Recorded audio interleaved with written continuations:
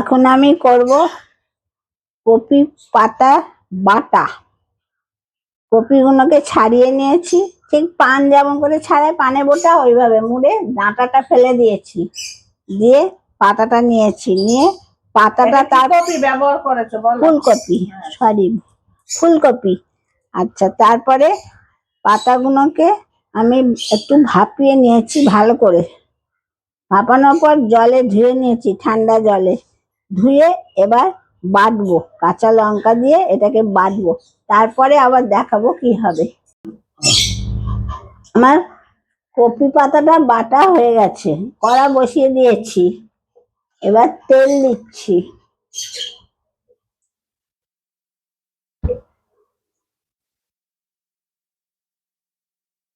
একটু বেশি করে তেল দিচ্ছি, তাহলে খেতে ভালো হবে খুব। তেলের মধ্যে একটু শুকনো লঙ্কা দিয়ে দিলাম,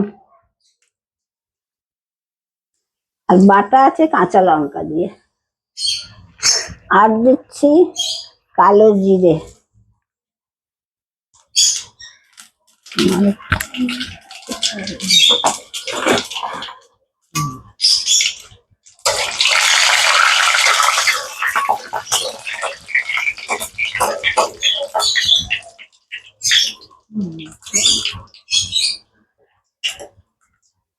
তারপর দিচ্ছি রসুন, একটু বেশি করে রসুন দিচ্ছি।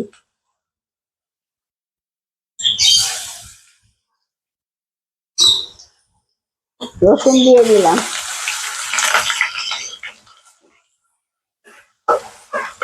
রসুনটাকে ভালো করে একটু ভেজে নেব।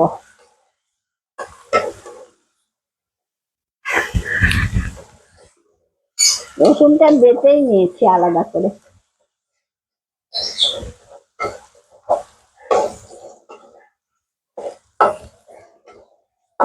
এরপর দিয়ে দিচ্ছি পাতা বাটাটা, ফুলকপি পাতা বাটা।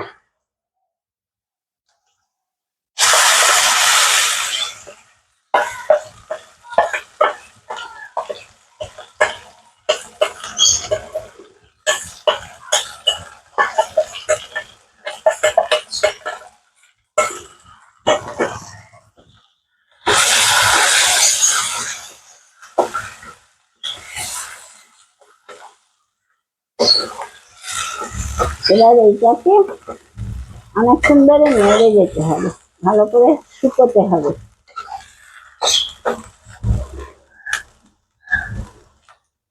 খুব ভালো গন্ধ বেরিয়েছে তো, খুব ভালো গন্ধ বেরিয়েছে তো। বেরিয়েছে, এর মধ্যে সবে তো দিলাম, গন্ধটা ভালো বেরিয়েছে। এই যে এখনো হয়ে যাচ্ছে, এটা বেশ ভালো হচ্ছে তো। ভালো হচ্ছে। আর শীতের আর কদিন কি করবি? না, আমি এটা পারবো না, কাটতেই হবে।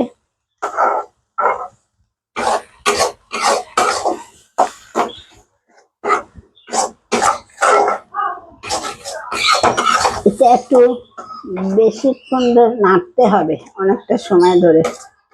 এখনকার পাতা তো একটু নরম, সেজন্য খেতেও ভালো লাগবে। পাতা মোটা হয়ে গেলে আর ভালো লাগবে না এটা খেতে।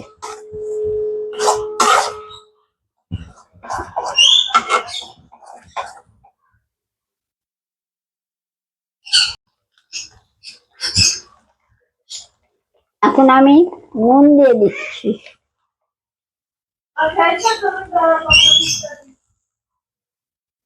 না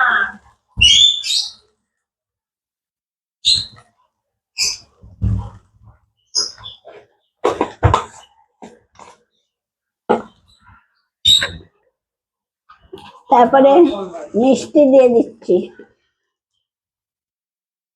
একটু মিষ্টি দিলে ভালো লাগবে।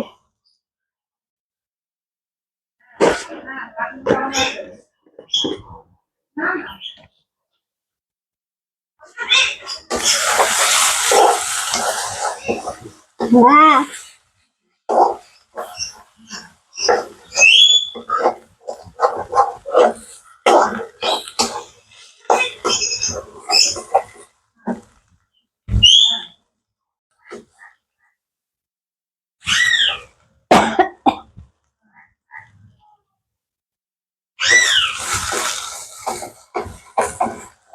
12টা বেজে গেছে, এখন রান্না করতে আসছে। রিঙ্কিরা, হ্যাঁ চলছে।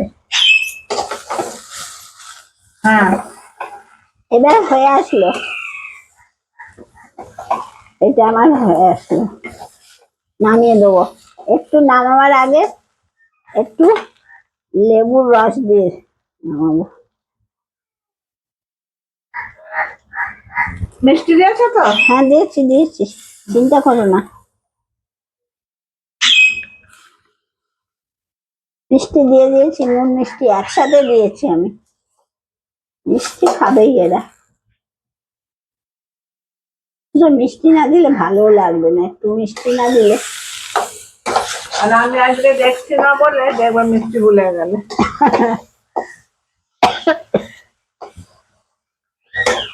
ব্যাস হয়ে গেল আমার ফুলকপি পাতা বাটা। এই যেরকম হচ্ছে,